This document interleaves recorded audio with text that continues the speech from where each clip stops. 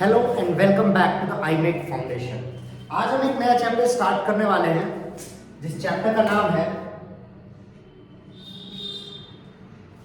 चलिए आपको दिख रहा है, कोऑर्डिनेशन कंपाउंड्स।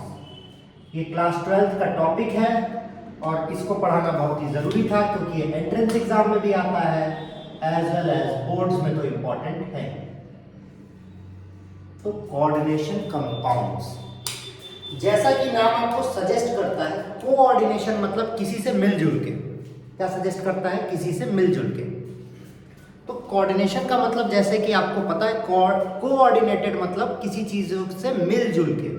सबसे इंपॉर्टेंट बात जो कोऑर्डिनेशन केमिस्ट्री में आपको पता होनी चाहिए और जो सबसे मेन पॉइंट है, दैट इज डी ब्लॉक। अब डी ब्लॉक क्या है, क्यों डी ब्लॉक की बात की गई है? आप सबको पीरियोडिक टेबल पता है, ये होता है डी ब्लॉक। डी ब्लॉक का इलेक्ट्रॉनिक कॉन्फ़िगरेशन अगर हम बात करें तो NS1 N-1 D, sorry NP 0 to 6 NS1 to 2 N-1 D 0 to 10, ये होता है डी ऑर्बिटल।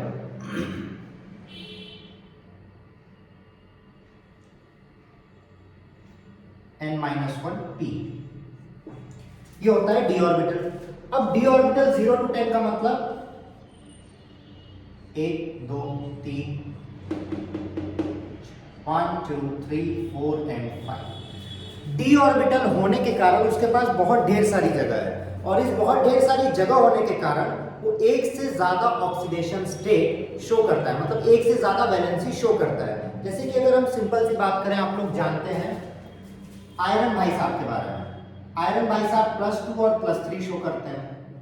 उसी तरीके से कॉपर +1 और +2 वैलेंसी में वैलेंसी दिखाता है। तो डी ब्लॉक के जो एलिमेंट्स है वो एक्स्ट्रा जगह होने के कारण, एक्स्ट्रा रूम होने के कारण एक से ज्यादा वैलेंसी शो करते हैं। कोई भी कंपाउंड, कोई भी एलिमेंट किसी भी कंपाउंड में जिस वैलेंसी में प्रेजेंट होगा उसको उसका ऑक्सीडेशन स्टेट कहते हैं। अब डी ऑर्बिटल के पास 5 कमरे हैं। अब 5 कमरे हैं तो जरूरी नहीं है कि वो पांचों कमरा बिजी रखे, पर उसके पास ऑप्शन जरूर है। मान लीजिए मैंने एक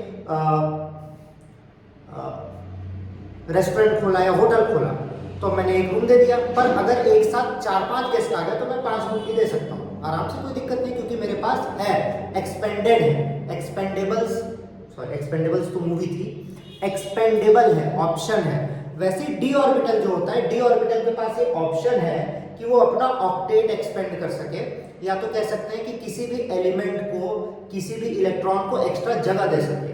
इसके कारण वो वैलेंसी एक से ज्यादा शो करता है, जिसको हम लोग कहते हैं वेरिएबल वैलेंसी। क्या कहते हैं बच्चों? Variable valency. अब ये जो वेरिएबल वैलेंसी है, इसके कारण ये कॉम्प्लेक्स बनाता है। देखिए बात आती है कि डबल सॉल्ट और कोऑर्डिनेशन कॉम्प्लेक्स में डिफरेंस क्या है? क्योंकि हमें ये तो पता होना चाहिए, तभी तो हम बात करेंगे कि हम इसकी बात क्यों करें, हम डबल सॉल्ट की बात कर लेंगे। देखिए जो डबल सॉल्ट होता है, डबल सॉल्ट बेसिकली क्या होता है? डबल सॉल्ट का मतलब दो अलग अलग सॉल्ट मिल चुके हैं और अपनी एंटिटी नहीं खो रहे हैं, ठीक है। On the other hand, coordination compound में एक मेटल होता है और उससे एक से ज्यादा लोग जुड़े होते हैं।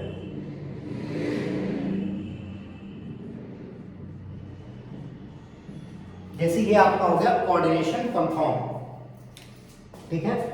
पर डबल सॉल्ट की बात करें तो डबल सॉल्ट FeSO4 NH3 का होल 4.7H2, ये एक डबल सॉल्ट है।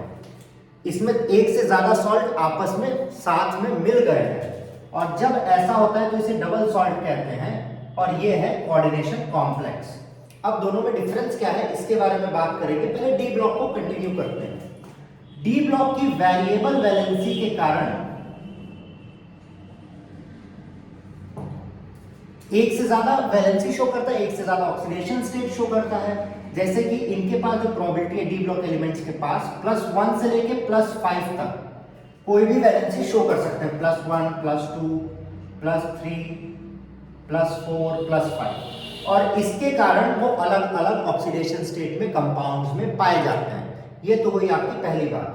दूसरी बात आपकी अदर है दूसरी बात अगर हम करते हैं तो ये डबल सॉल्ट और कोऑर्डिनेशन कॉम्प्लेक्स को अलग क्यों किया गया, और इसके बारे में जो सबसे पहले किसी साइंटिस्ट ने बताया वो थे वर्नर, जहां पे आई वर्नर्स थ्योरी। ये क्वेश्चन आपसे कई बार एग्जाम में पूछा जाता है कि what do you understand by Werner's theory. तो बात करते हैं वर्नर ने क्या कहा। तो वर्नर भाई साहब एक दिन उठे और उनके दिमाग में चुलाई कि चलो भाई साहब आज बताते हैं कि क्यों कोऑर्डिनेशन कंपाउंड एग्जिस्ट कर रहा है, ऐसा क्या है। तो इन्होंने कहा कि हर कोऑर्डिनेशन कॉम्प्लेक्स में एक सेंट्रल मेटल एटम होता है, सेंट्रल मेटल एटम, जो कि which belongs to D block. किसको बिलोंग करता है? D block. और डी ब्लॉक को बिलोंग करने के कारण उसके पास क्या प्रॉपर्टी है? वेरिएबल वैलेंसी, एक से ज्यादा वैलेंसी शो कर सकता है। तो ऐसे मेटल जब कोऑर्डिनेशन कॉम्प्लेक्स में होते हैं, कोऑर्डिनेशन कंपाउंड में होते हैं, तो दो वैलेंसी शो करते हैं। पहली प्राइमरी वैलेंसी,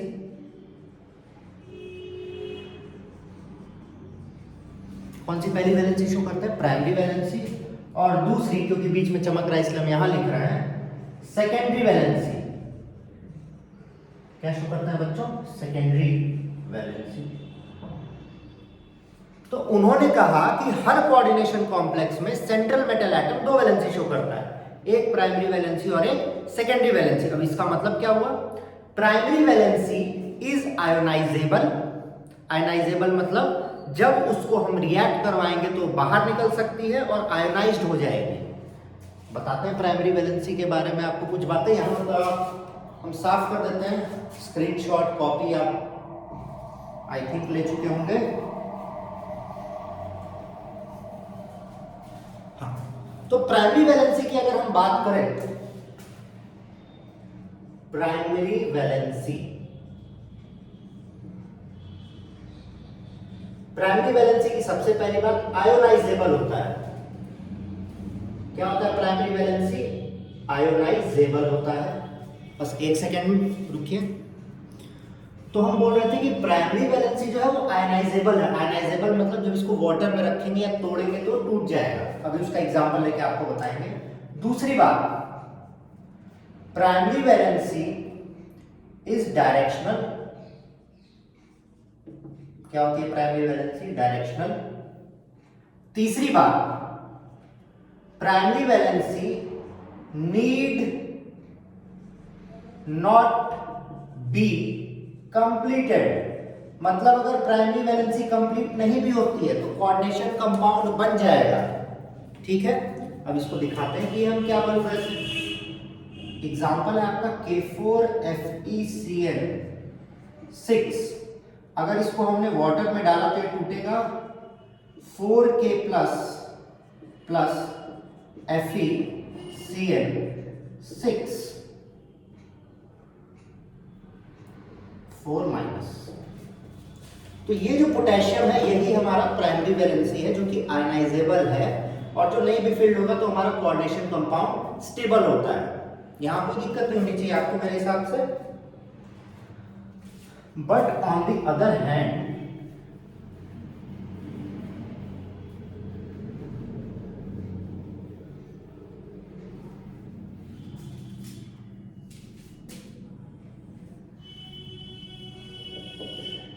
हम बात करें सेकेंडरी वैलेंसी।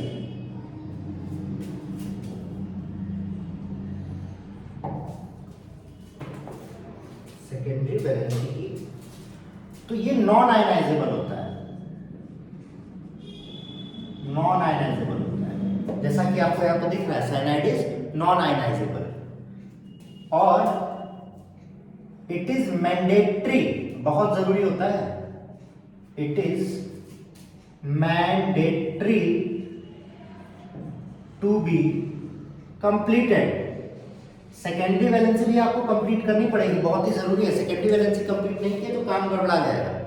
तो सेकेंडरी वैलेंसी हमारे लिए बहुत ही जरूरी होती है। जैसे यहाँ पे इस कंपाउंड में आप देख रहे हैं K4FeCl6 में साइनाइड जो है वो हमारी सेकेंडरी वैलेंसी है, सेकेंडरी वैलेंसी है। और कितनी है? 6। ठीक है। प्राइमरी वैलेंसी हमारी कितनी थी? प्राइमरी वैलेंसी हमारी 4 थी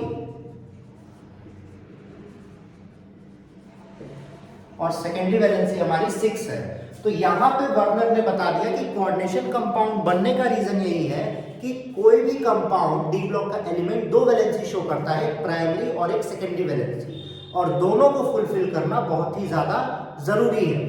तो ये था हमारा आज का टॉपिक। नेक्स्ट वीडियो में हम पढ़ेंगे सम टर्म्स रिलेटेड और फिर उसके बाद हम पढ़ेंगे आइसोमेरिज्म। तो आइए चलते हैं नेक्स्ट वीडियो में। Till then signing off, bye bye.